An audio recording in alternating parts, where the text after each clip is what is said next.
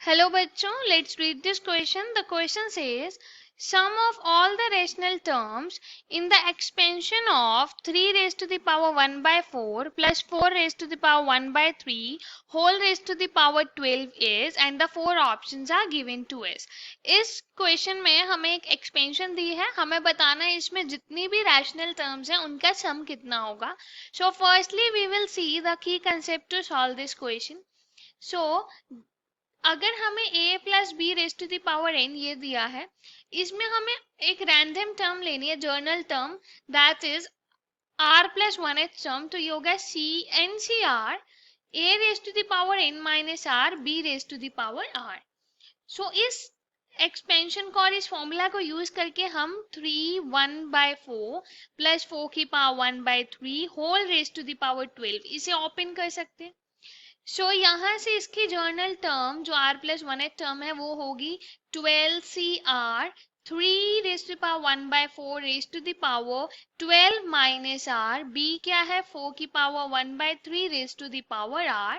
So this is equals to 12CR 3 की power 12 minus r divide by 4 and 4 की power r by 3. अब अगर हमें रैशनल टर्म्स चाहिए, दैट मीन्स जो ये पावर्स हैं 12 minus R by 4 and r by 3, ये पावर्स हमें इंटीग्रल चाहिए. This should be integral.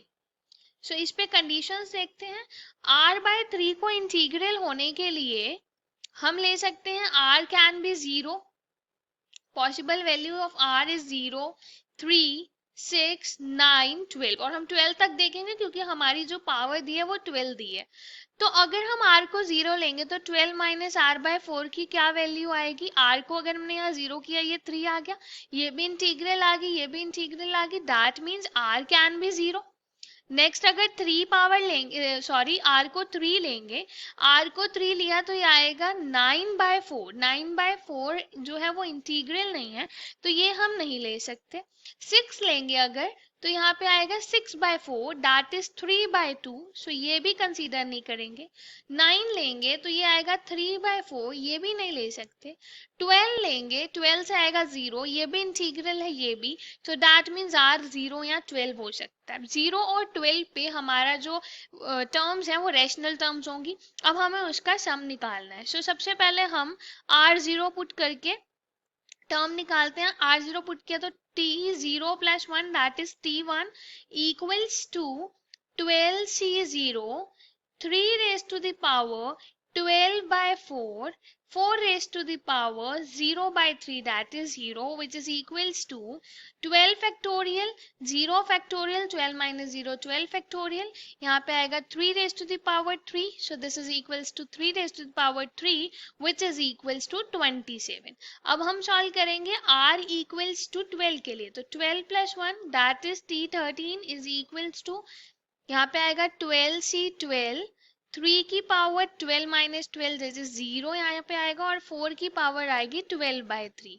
So this is equals to 12 factorial 12 factorial 0 factorial multiply 1 multiply 4 raise to the power 4. This is equals to 1 multiply 1 multiply 256. This is equals to 256. अब हमें sum of rational terms find करना है. सो यहाँ से आएगा sum of rational terms